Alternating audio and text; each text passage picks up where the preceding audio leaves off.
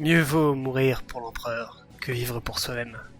Bienvenue chers auditeurs, nous sommes ici pour la première vidéo du wargame Fenris Burn Warhammer 40 000 l'Imperium. Petit point de contexte et de fluff avant d'entamer le mécanisme des factions. L'Imperium, empire de l'humanité, puissance stellaire et galactique depuis plus de 10 000 ans, rescapé de la longue nuit, dirigé par l'empereur Dieu depuis son trône de Terra, la très sainte Terra qui régit plus d'1 million de mondes, innombrables et souvent oubliés. Et malheureusement, il est vrai que la sainte Terra actuellement a quelques opposants. C'est pour cela qu'elle a assemblé une force inouïe, invaincue, ou peut-être sur le papier, invincible, pour combattre les forces hostiles dans ce lointain nord de la galaxie qu'est le Segmentum Obscurus. Nous allons donc parler des factions, brièvement, point fluff, en quelques secondes, puis de leurs mécanismes spécifiques, de manière très superficielle naturellement, et peu exhaustive, bien que synthétique. Alors, parmi les groupements de la garde, puisqu'il y a 8 joueurs dans l'Imperium, qui sont répartis en groupes, en équipes, il y a justement la faction de la garde impériale, cette masse incalculable d'âmes qui se jettent, fusil laser à la main, pour mourir pour l'empereur, baïonnette au canon.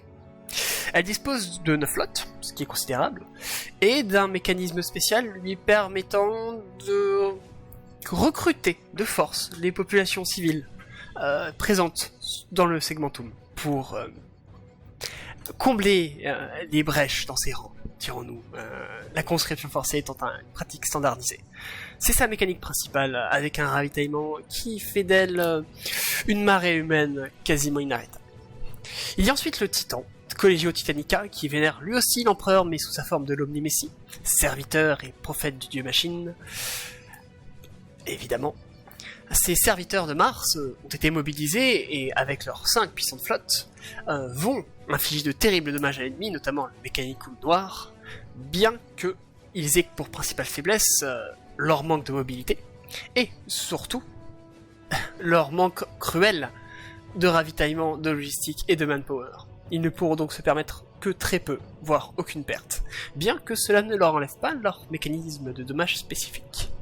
Ensuite, il y a la garde, ou plutôt la version élevée de la garde, la Navy. La Navy, une armada stellaire, innombrable également, dans une forme toutefois légèrement différente, plus aristocratique sans doute, qui a pour principal objectif de vaincre aux côtés de la garde, bien qu'elle ait quelques restrictions d'attaque au niveau terrestre, et qui, accessoirement, dans cette marée d'étoiles, de trous noirs et de démons du warp qui attaquent ces vaisseaux, dispose également de mécanismes de recrutement forcé des populations, histoire de combler les pertes de ces pauvres marins construits de force. Viennent ensuite la faction Inquisition. L'Inquisition, police politique, religieuse, administrative, divisée, bien qu'unie, bien que divisée, très complexe, secrète. Bien entendu, cher auditeur, si vous êtes un citoyen impérial, je vous invite à vous référer à votre officier supérieur le plus proche, ou au gouverneur planétaire, cas échéant si vous êtes un monde sauvage, pour vous conduire au centre d'extermination le plus immédiat, ainsi que votre famille et vos voisins et toute personne pouvant avoir connaissance de votre existence. Donc l'Inquisition, cette espèce de CIA Stasi KGB, fusionnée avec évidemment l'Inquisition, a pour principale mécanique de pouvoir contrôler la plupart des flottes qui lui sont alliées. Et aussi de pratiquer généralement l'exterminatus, une façon de dénier à l'ennemi l'accès à ses ressources, tant celles de l'Imperium que celles de l'ennemi, en détruisant le système solaire concerné. Le front de l'Est, mais en mieux, en plus efficace, plus déterminé. Viennent ensuite les Sœurs de Bataille, une faction spécifique de nonnes en armure, qui cherchent activement le martyr, disposant à ce titre de quelques mécanismes de sacrifice pour infliger davantage de dommages au détriment de leur propre survie. Naturellement, elle est également très efficace contre la Black Legion puisque leur fanatisme aveugle leur permet de causer un certain nombre de dommages. Certains diront qu'une nonne en armure c'est sexy, je dirais plutôt que le terme létal est plus approprié. Viennent ensuite les Grey Knights, faction mystérieuse, secrète, extrêmement discrète et furtive, d'une grande puissance, dont nous ne pouvons malheureusement pas parler à cause de la censure inquisitoriale qui s'abat sur la chaîne. Viennent ensuite les Astartes, l'élite de l'élite, les fils génétiques des Primarques, les petits-fils de l'Empereur, Dark Angel, Space Wolf, Blood Raven et Iron Hand, fils de Ferrus Manus.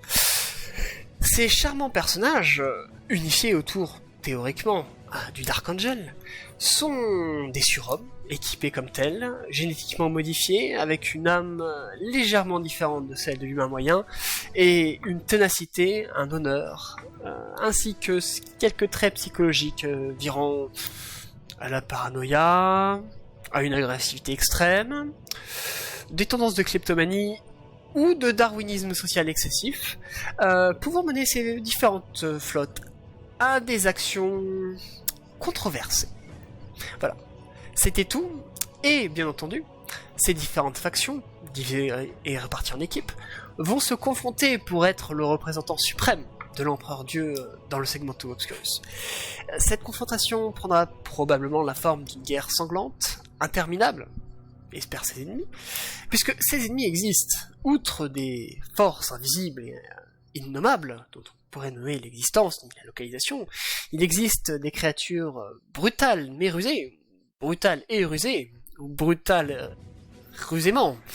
La terminologie exacte en termes orques n'est pas tout à fait définie, et les meilleurs scholars et érudits de l'Imperium échouent encore à traduire cette langue si mobile et fluctuante. Ils cherchent potentiellement à combattre par plaisir du combat, et elles sont à ce titre une menace pour tous.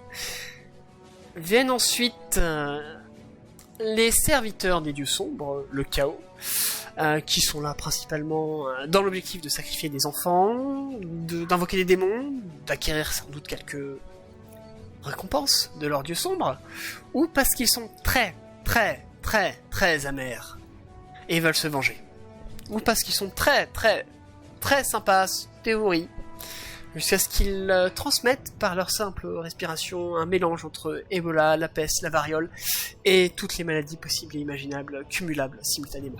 La super mort galactique. Une épidémie en cours de propagation. Viennent ensuite des individus qui ne souhaitent ni se battre, ni corrompre, ni quoi que ce soit. Ils ne souhaitent rien, puisqu'ils ne sont pas. Ce ne sont pas des individus, ce ne sont des choses, des créatures insectoïdes venues d'une autre galaxie, pour des motifs obscurs, animés par une faim dévorante, qui les mène à vouloir consommer tout ce qui est potentiellement comestible, du premier rayon soleil à la moindre trace d'ozone dans l'atmosphère, et évidemment les habitants de chaque monde qu'ils auront l'occasion de croiser, plus la planète sur laquelle ils foulent les pieds, et le noyau de la planète. Des individus sympathiques qui ne peuvent ne pas rire, qui ont un certain nombre de qualités dont nous tairons la nature, puisqu'ils sont notables que les personnes qui en ont connaissance n'ont pu s'exprimer ensuite, et le MJ n'a pas l'intention d'en apprendre plus sur eux. C'est ainsi que nous concluons notre petite vidéo sur l'Imperium. Que l'Empereur soit avec vous, et amusez-vous bien.